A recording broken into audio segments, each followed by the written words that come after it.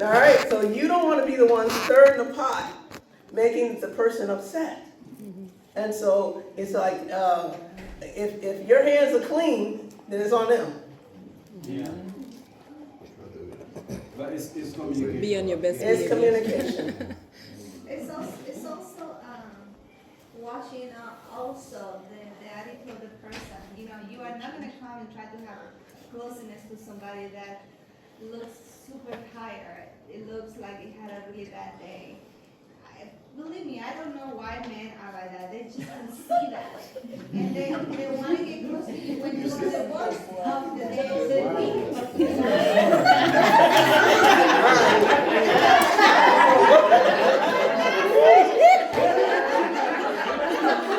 Okay, we get into some You guys are taking away my tomorrow conversation.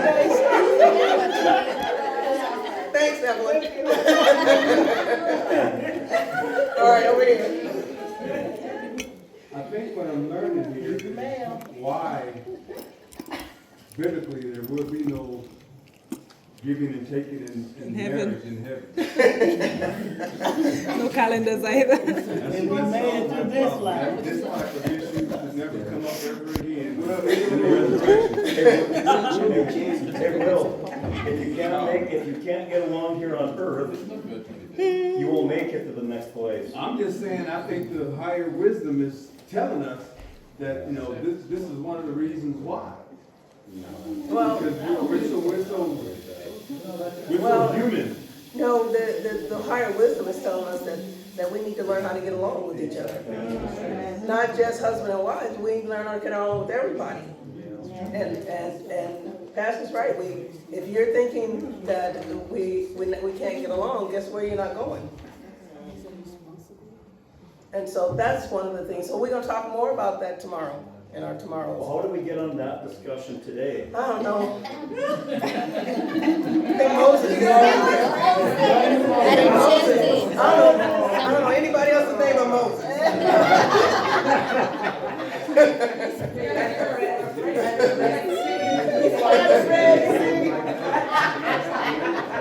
He's leading people. Oh, Moses leading people. Okay. All right, Moses. Okay. All right, look at these three. Building mutual trust and respect. How do you earn somebody's trust?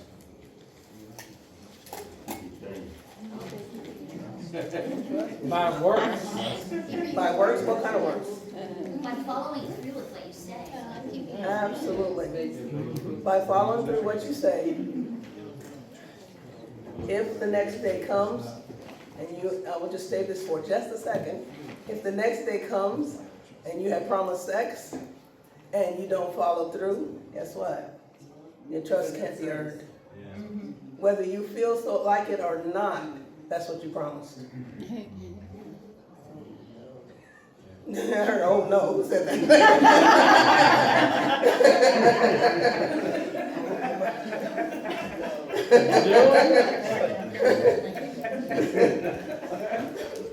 All right, so enough of that one. Respecting boundaries involves honoring that person's boundaries and core values to maintain harmony. And the boundaries, all right, you tell me, what are the boundaries before I? Limits you set The limits you set? for yourself, like, you like, let's say, like one of the things, when you tell me something, like in the beginning of the relationship, just, if you tell me a certain way, I'll respond better to it. Mm-hmm. And it's like setting a, kind of like not a limit, but just saying something Okay. that I know if you don't do it, it's gonna cause a problem. So also, if like I like to go out and do things and you don't like to it, not because you don't like it doesn't mean I'm gonna stop. But it doesn't mean I'm always gonna go out there. There's gonna be a limit for him too, to say, okay, whether you wanna go out, but kind of compromise. Okay, all right, okay. Anybody else? Yes. I think a boundary is a non-negotiable line that someone can't cross. Okay, explain that. I'm sorry? Explain that. What do you mean, not negotiable line that somebody can't cross? Yeah, for example, on Sabbath, I have to come to church. So if somebody invites me to a birthday party at 11 o'clock, I have a boundary there, Okay. and they can't cross it. Okay, Yeah. all right, all right. What about boundaries in relationships? Like no hitting. No hitting? Absolutely. Absolutely. Faithfulness, trust. Faithfulness and trust, absolutely. Yes, You don't touch my phone. don't check your phone. Just touch my phone. Let's talk Okay. about that one. Let's talk about that And one. so have we passed the first one, earning trust? Why would a person check your phone? Why would they have to? Why would they have to check your phone? Yeah, that means it's not trust. Trust has been broken. Trust has been broken somehow. So the thing is that the first thing we establish as a couple, we establish trust. I don't feel like I need to check anything that you do because I trust that you love me and won't disrespect me. And so then the boundaries of me not touching your phone stands firm because I don't need to. I know you love me and I know you're not gonna step out on me. I think on that note, I believe that boundaries are kind of guidelines or, for lack of a better word, rules and regulations you have to set as a couple. Because sometimes couples use other boundaries or things they're seeing on the internet and then think that they should have, for example, I have a good friend because in the previous relationship they discovered things on the phone later, so his requirement is that now when he is in a relationship he has to check the phone. So if you refuse, then you're hiding something. And then so the trust is not actually with a specific individual. They're just moving with baggage. That's why I'm saying that I think personally is if you need to set boundaries as a couple, you need to sit down and create your own boundaries. That way you operate within those set regulations that are going to run. Otherwise, if we're just going to assume that all boundaries work in all specific relationships, then I think we're getting it wrong. That's my perspective. Okay, so some of the boundaries would be, I heard one of them up here. Violence is off the table. Violence is off the table. No hitting. I have females beating up males. And because mama told me not to hit no woman. So I'm gonna beat your tail. So the thing is that's the first boundary. The first boundary is that we respect one another, and so the violence, physical violence, verbal violence is off the table. Those are the boundaries that you set right on. Because a lot of the thing is that people think if they talk bad to their person, their party, that doesn't matter because I haven't touched you. Emotional scars are the worst scars because nobody can see that. And I can take my beat up arm to the hospital, but I can't tell them my head hurts and that I feel bad because somebody told me I was worth nothing. Somebody told me that I was never going to be worth anything. And I hate your guts. I wish I never married you. All those things are things that should be boundaries. We should guard the boundaries of our relationship by not throwing those things into our relationship. this is my money. You need to ask for what you want. You need to talk together. I used to work, and I decided to stop and have my children, and I thought I was gonna be the doting, staying-home mom. And my husband I asked him for some money. He said, "What do you want it for?" I was like, "Okay, I'm going back to work."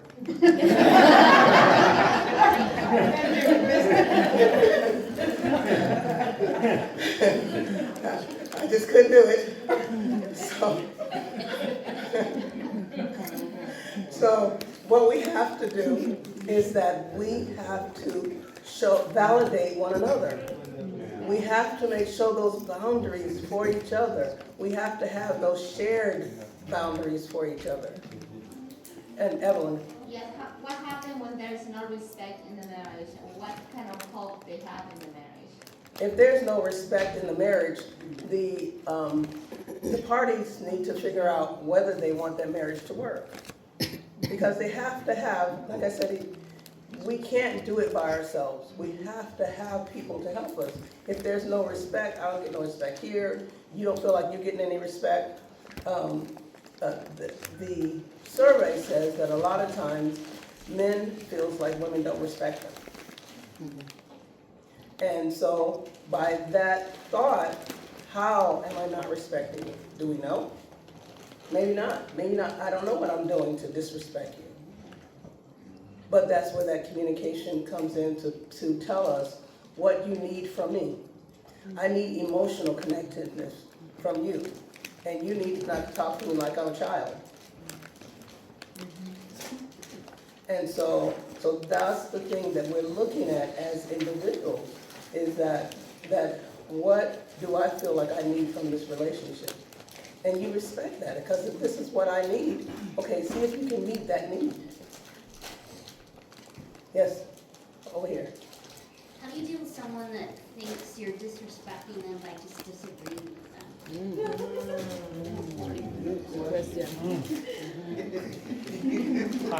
That's a big one.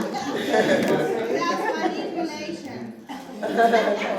No, but sometimes they genuinely think so.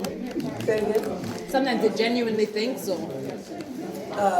Yes, sometimes, a statement up here was sometimes people genuinely think that you're disrespecting, by disagreeing with them, you're disrespecting And them. you're not being argumentative, you're just stating your point.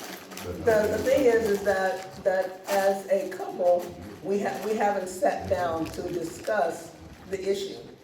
And so, like I said before, do your pros and cons, each of you do pros and cons, to see where you can meet in the middle. Oh, you're stretching, okay, no problem. Yes, So is there anything that should be hidden in a marriage? hey, hidden like money-ish or, Conversations. Marriage is an open book. And there should be nothing hidden. So if it's a cell phone, if it's your computer, if it's your finances, whatever, nothing should be hidden. and that's correct. A lot of times, let me do a caveat to that. If I open up myself so you can see me, are you gonna criticize me? Are you gonna shut the door to me opening up to you and showing you all my dirty laundry? That's where the communication has to be, where you are being open and that person isn't rejecting you or telling you what you're doing is stupid, or telling you. We have to make sure that we as individuals are open and feel and do not tear the person down when they decide they want to open up to you. And that is, you're absolutely correct. There shouldn't be any hidden agendas, but each party cannot shut it down by being critical. Self-preservation. Yeah, exactly. Self-preservation. Yes. So I think I got this right from Pastor Scott. For example, I'll give an example. Himself being a pastor, or you being a counselor, you get information from very many people. most of that information is confidential. You just can't share it with anyone, even your partner. For example, some people work in the medical fields, they just can't share medical results with anyone. So, is it fair for me to keep that information to myself? Is it fair for you to keep that information Is to yourself? it okay for me to keep such information to myself and I don't share it with you at all? If it's about somebody else? With you as with my partner. With somebody, about somebody else? About someone else. If you're in a relationship. Are you, has that person talked to you in confidence?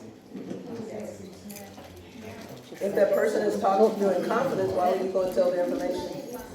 If a person cannot keep a confidence, then don't be the hero of sensitive information.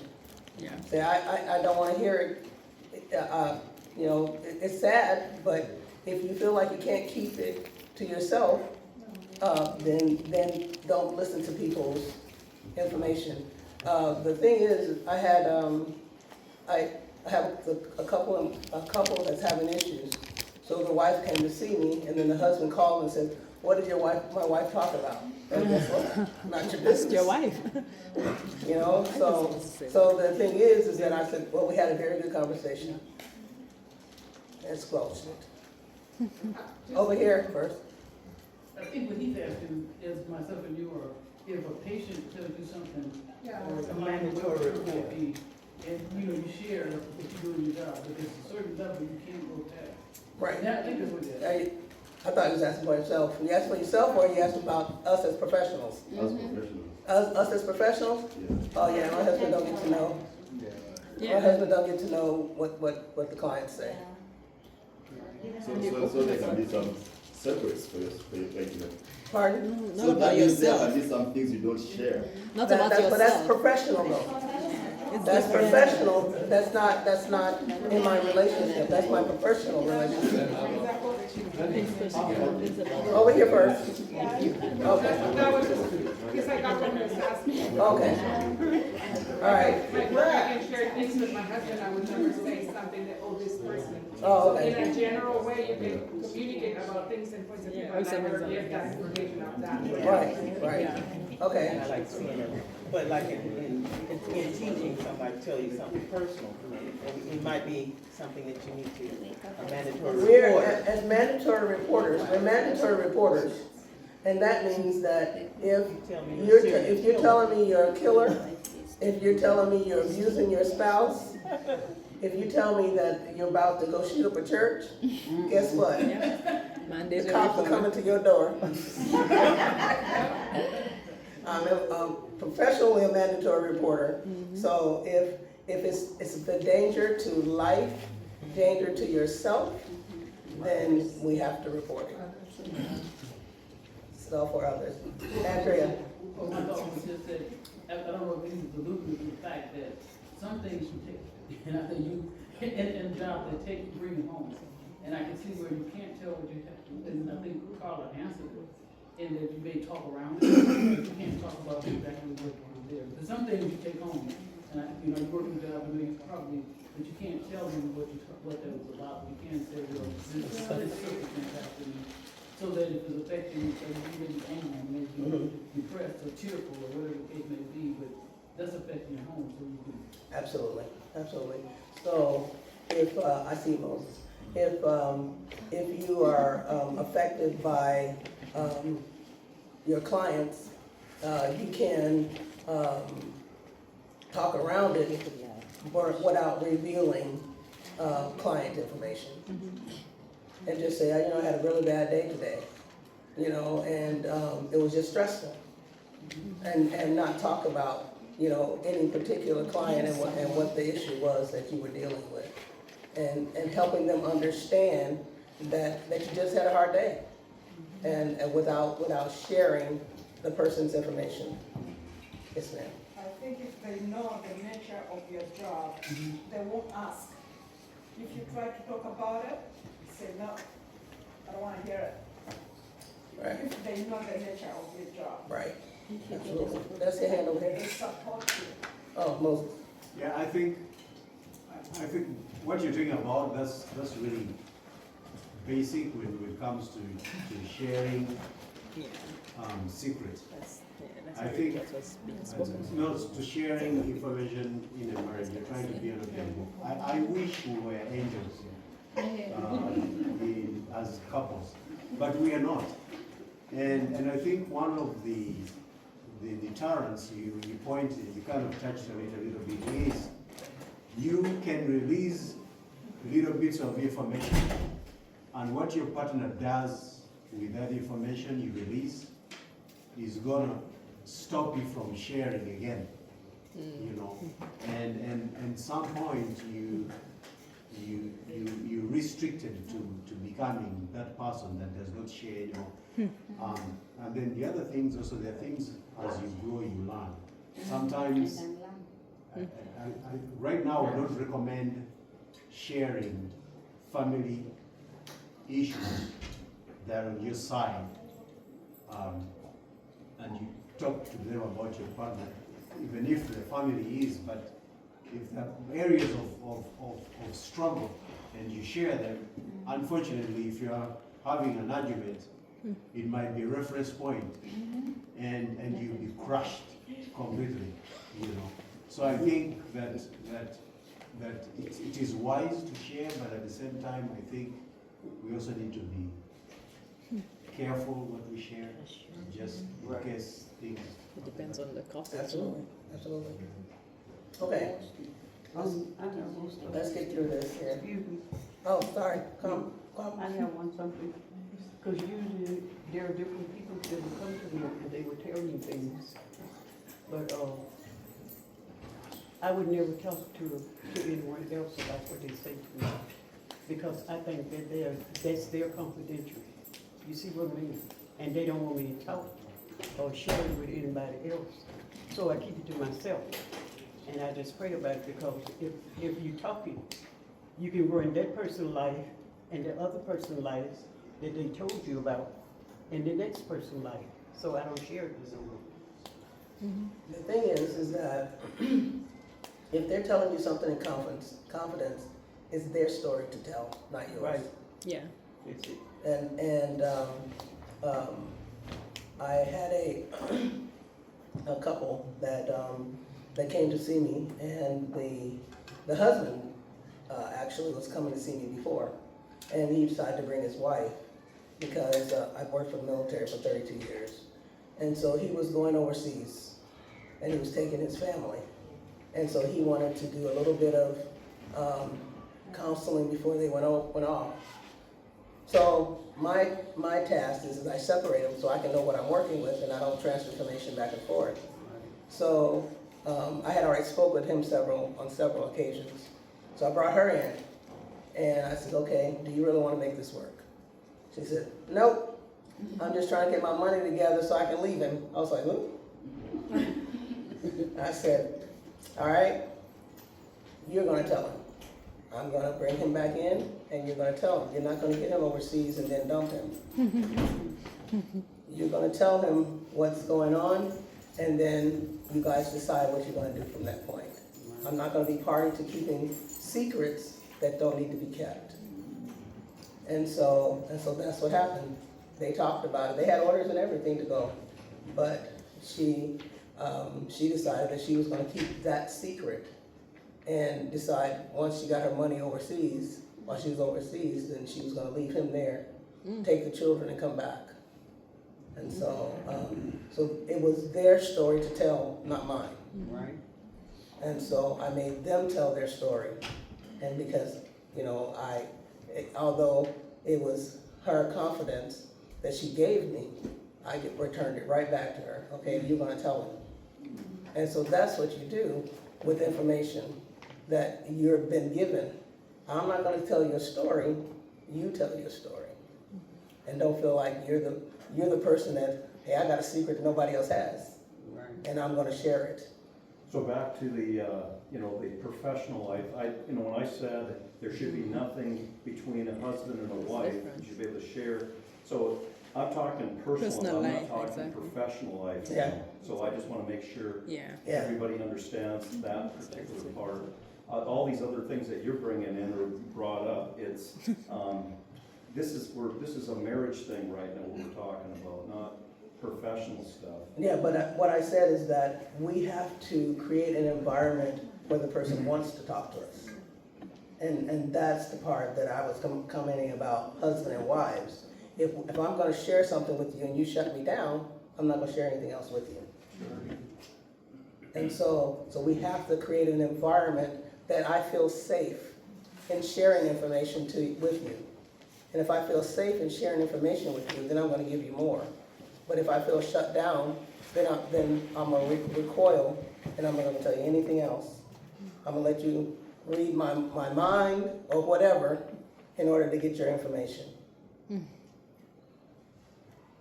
Yes? Evan? If the couples have a good system of communicating and understanding and trying to work things together, I mean, you're gonna live just one life. It's not like you have forever to work on that stuff. I mean, be humble to work with, because that's the only person you're gonna live with it for the rest of maybe 2 or 3 months of their life, whatever. But if you don't work things with your spouse, guess what?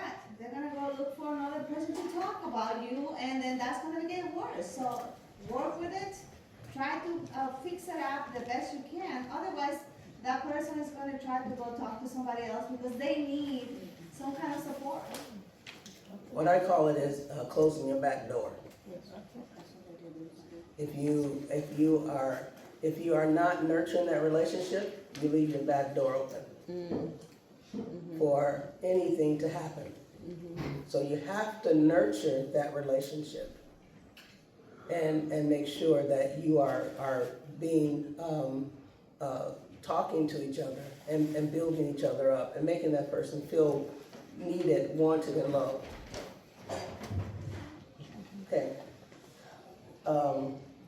Conflict resolution, we talked about that a little bit, but it prevents resentment, promotes mutual respect and understanding. Constructive conflict deepens understanding and strengthens relationship for the future. So we have to approach our conflicts willing to work it out, having a give instead of I want all of my demands met. Okay,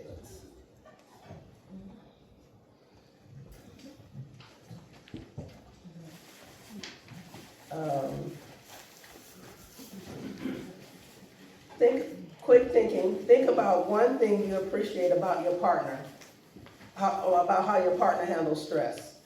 Think about one thing you appreciate about how your partner handles stress. And write that in your little notebook. And I'm just gonna have a couple of people say something.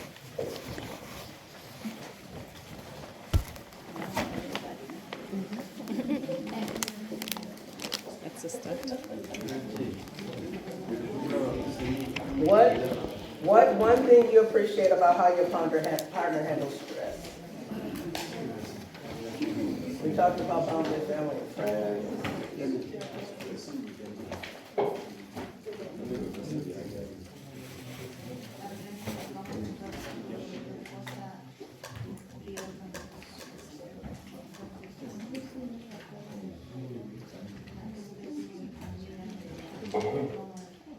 Okay. And in addition to that, I want you to write down 3 things that you appreciate about your spouse.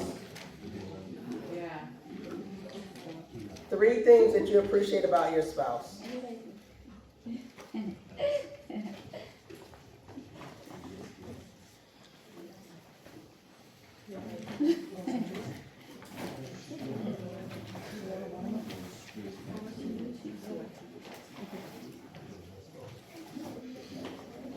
All right.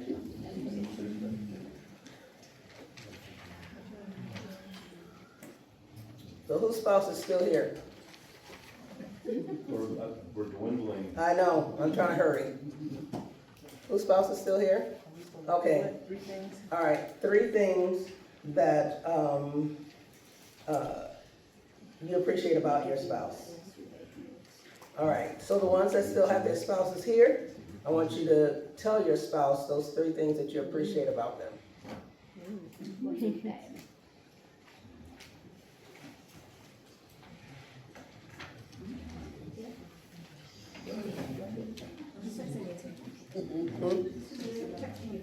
Oh, he's texting you? Okay, good. 21st century. At least he's actively participating. That's right. He's actively participating, that's good. And communicating, yeah, absolutely. Okay. Have you expressed your things to your spouse yet? The ones that are still here? Okay, No, not yet. not yet? I'm gonna do like Edgar does too, actively participate texting. Your wife is here. Well, so is his. Oh! Wait a minute. How did you let that go by? I didn't know that was his spouse. You guys are leaving me in the dark. They're right in front of you. New generation?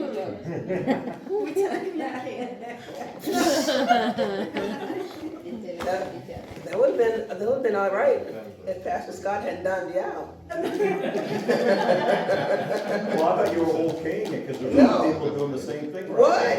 Willie and Annie, they're sitting right next to each other, and just doing the same thing. We're right. So they're writing just on the phone. Edgar's the one that starts caught. Pastor, you're not letting them tell their stories. Writing, texting, it's not the same thing. But you're not together. You're on different levels, different sides even.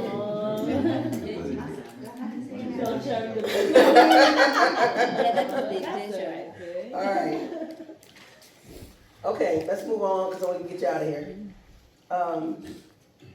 Balancing work and marital responsibilities, time management, energy balance, and relationship satisfaction.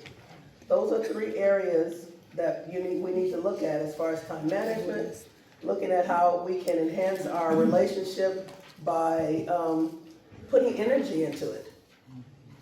You know, just not just letting life happen. And then relationship satisfaction, marital needs alongside career responsibilities foster a healthy and fulfilling partnership. We talked about that just a little bit because Moses started it. Like I said, I don't know nobody else's name but Moses. No, I know other people's names. I just said that. Yeah. Okay. All right. All right. We just talked about that just a little bit. Protecting privacy and unity as a couple. Don't be out there telling everybody your business about your spouse. You know, talk to a professional, not to somebody else. You know, there's professionals that can help you with your relationship, not your good friend. What if it's too expensive? I take insurance. I'm not talking about me though, but people take insurance. And also they, Don't have it. if you don't have insurance, they can work with you. They should work with you. Just find somebody and talk to them about it. Because they can do write-offs if they want to.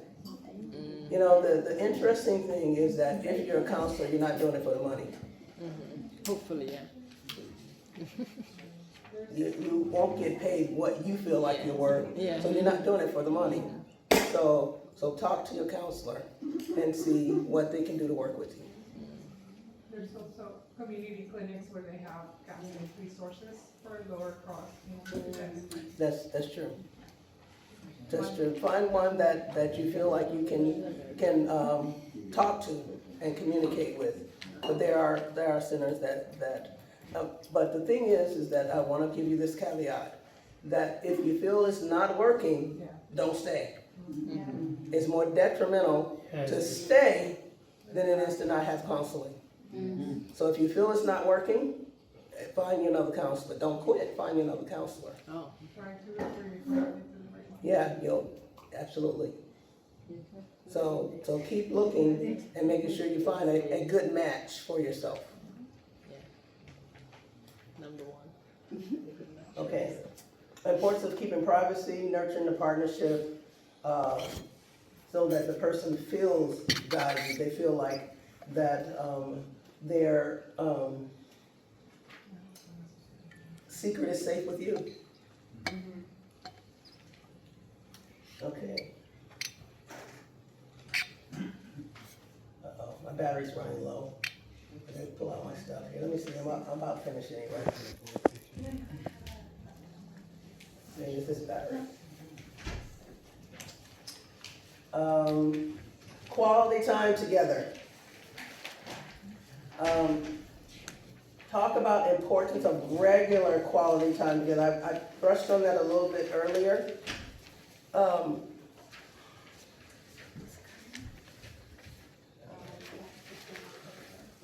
You guys get in there. You cannot probably do this. Oh, it's in there.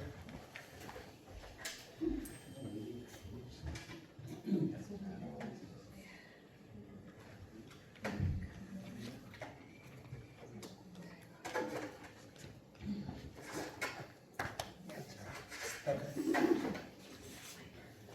does that work? This too? With this? Oh, I think so. No, but that's for Oh, my bad. I don't know. Probably my computer, probably. Okay, let's go back. Well, we talked about quality time together, and I mentioned that earlier, saying that that you need to spend some quality time with each other without the television. I think I said that. Without the television, just spending at least 30 minutes of quality time without the television, without before bedtime.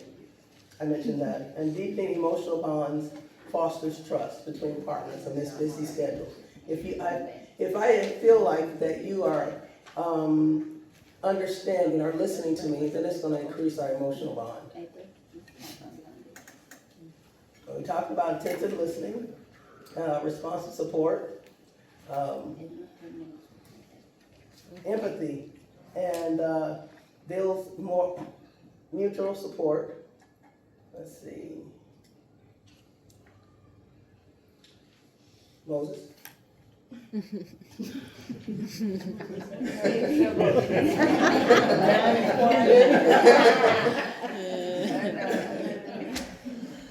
So, like I said, we're going to talk more about that tomorrow. But physical touch and emotional intimacy. Emotional intimacy doesn't have anything to do with sex. True. Thank you. All women agree. And so physical touch is just what it says. But emotional intimacy, we have that goes back and forth, where I feel heard, I feel loved, I feel like you are emotionally connecting with me. And that's what we just talked about. Seeking support and professional guidance. Guess that's spelled wrong. Whatever that is. Using counseling and therapy resources to help you through difficult times. And enhancing relationship skills like you're doing now. And so, the thing is that this is what I tell my couples, don't feel like every time you end up in a problem that you have to go see somebody. Use the skills that you learned. A lot of times people go to counseling, but then they don't do what the counselor says. And so then they expect their relationship to work. A relationship requires work. You're going to have to work on the issue. You have to do your homework. And connecting with supportive communities. As I mentioned before, find a mentor, a positive mentor, positive couple mentor that can help you through the relationship. Don't find somebody that's in a bad relationship thinking they're gonna counsel I you. know that's right. You can use them as going out to dinner with them, but don't use them as confidants. No, because that energy goes in your, no. Well, eat at a place that's open and don't go home with them. Or don't let them go home with you. Bad energy, no. All right. Supportive networks, shared experiences. The interesting thing is that I had more stuff here, but the interesting thing is people learn from other people. And when you ask those questions, that's why I opened it up and allowed you to ask those questions. You learn from other people's experience. And by doing that, you like, hey, my relationship ain't that bad. Oh, I'm experiencing that too. And so you listen more attentively. And so a shared experience is a good thing, and this is a good area for you to learn that. Let's see. Continue to learn how to fix your relationship. Long-term success. You want to continue to work. We're never going to learn everything about our relationships.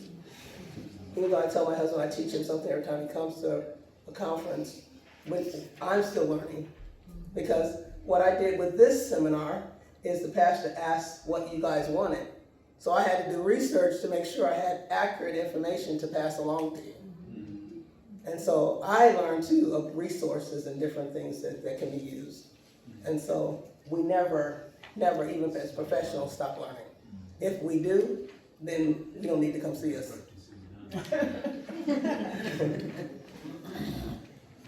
All right.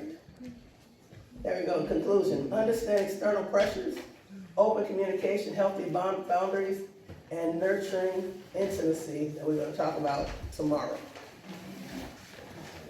Any questions? No questions? No questions. You want to do closing prayer, please? No questions. Thank you. Amen. Thank you. Kan we get applaus for the